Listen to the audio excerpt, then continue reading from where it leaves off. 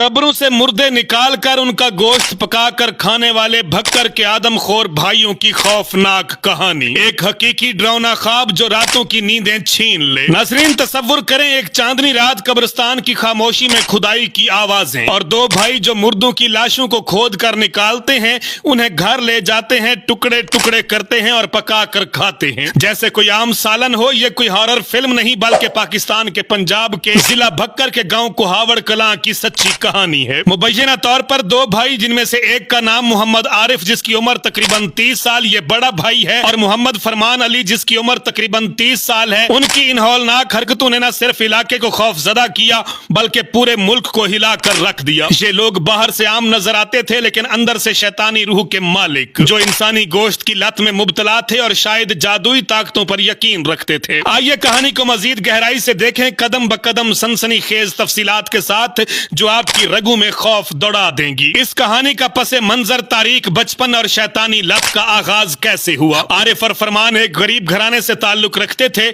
जहां वो अकेले रहते थे। उनकी बीवियां उनकी अजीब हरकतों की वजह से पहले ही घर छोड़ चुकी थी। कुछ जराये के मुताबिक ये भाई बचपन से ही जहनी मसाइल का शिकार थे, शायद तोहम परस्ती या कोई नफ्सियाती बीमारी थी। इनका दावा था कि इंसानी गोश्त खाने से जादुई ताकतें मिलती हैं, या ये एक लत थी जो रोक न सकते थे। बरसों तक वो रातों को कब्रिस्तान जाते, नई दफन होने वाली लाशों को निशाना बनाते, खोदते और घर ले जाते। घर में वो लाशों को काटते, हड्डियां अलग करते और गोश्त को सब्जियों के साथ मिलाकर सालन बनाते। नाजरीन, तसव्वुर करें कि एक बर्तन में इंसानी गोश्त उबल रहा हो और बदबू पूरे गांव में फैल रही हो। ये सब खामोशी से चल रहा था जब तक कि 2011 में राज खुला। इसका पहला होलनाक इंकशाफ कैसे हुआ। 2011 में इनकी गिरफ्तारी और 100 कब्रों की तबाही। अप्रैल 2011 में गांव वालों ने कब्रिस्तान में कब्रों की खुदाई और बदबू की शिकायत की। पुलिस ने आरिफ और फरमान के घर पर छापा मारा तो जो देखा वो किसी डरावने ख्वाब से कम न था। एक ताजा दफन शुदा औरत की लाश का गोश्त बर्तन में पक रहा था। भाइयों ने फौरन एतराफ कर लिया कि वो बरसों से ये कर रहे हैं। तकरीबन 100 से ज्यादा कब्रों को खोद चुके थे, लाशों को निकाला, काटा और खाया। पुलिस को तलाश के दौरान घर से इंसानी बाकियात मिली, हड्डियां, खोपड़ियां और गोश्त के टुकड़े। इलाके में खौफ की लहर दौड़ गई। लोग रातों को कब्रिस्तान की हिफाजत करने लगे और बच्चों को घरों में बंद कर दिया। अदालत में चूंकि पाकिस्तान में आदमखोरी का कोई मखसूस कानून नहीं है, उन्हें सिर्फ कब्रों की बेहुरमती के जुर्म में 2 साल कैद की सजा मिली। वो जेल गए लेकिन ये सजा इतनी कम थी कि लोगों में गम और गुस्सा फैल गया। क्यों ना उन्हें सख्त सजा मिली, क्योंकि कानून में आदमखोरी का जिक्र ही नहीं। ये पहली बार था जब भक्कर के आदमखोर भाई का लकब मिला। रिहाई का झूठा वादा और दूसरा शैतानी हमला। 2014 के खौफनाक मंजर का जिक्र भी सुनते चलिए।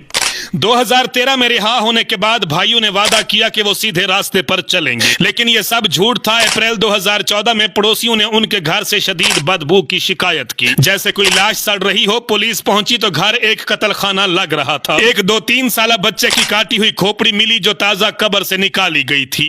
आरिफ को फौरन गिरफ्तार कर लिया गया जबकि फरमान फरार हो गया, लेकिन जल्द ही पकड़ा गया। उन्होंने दोबारा एतराफ किया कि रिहाई के बाद वो वापस अपनी लत में पड़ गए थे और अब तक 150 से ज्यादा कब्रें खोद चुके हैं और कुछ जराये का कहना है कि तकरीबन 350 तक कब्रें खोद चुके थे। पुलिस को घर से इंसानी गोश्त का सालन मिला जो अभी पक रहा था। यह खबर पूरे पाकिस्तान में जंगल की आग की तरह फैल गई। लोगों ने एहतजाज किया, मीडिया ने आदमखोर वापस आ गए की हेडलाइंस चलाई।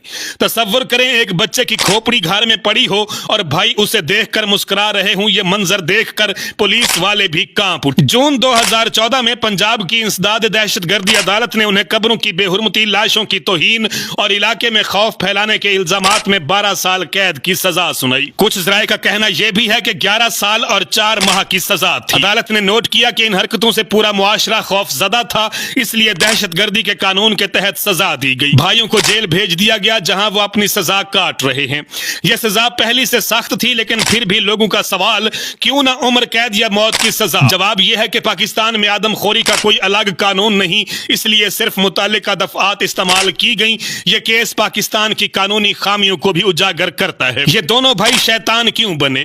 भाइयों का कहना था कि इंसानी गोश्त खाना एक लत है जैसे नशा। कुछ रिपोर्ट्स में जादू टोने का जिक्र है। वो समझते थे कि ये इन्हें ताकतवर बनाता है। डॉक्टर्स का ख्याल है कि यह शदीद जहनी बीमारी थी जैसे शिज़ोफ्रेनिया या आदमखोरी की लत। इनकी हरकतों ने न सिर्फ खानदान तबाह किया बल्कि पूरे गांव को बदनाम कर दिया। लोग अब भी कब्रिस्तान जाते हुए डरते हैं। ये कहानी कहानी इंसानी फितरत की तारीख तरीन पहलुओं को दिखाती है, जहां इखलाकियात खत्म हो जाती हैं और शैतानी ख्वाहिशें गालिब आ जाती हैं। 2014 की 12 साल सजा के हिसाब से वो 2026 तक जेल में रहने चाहिए।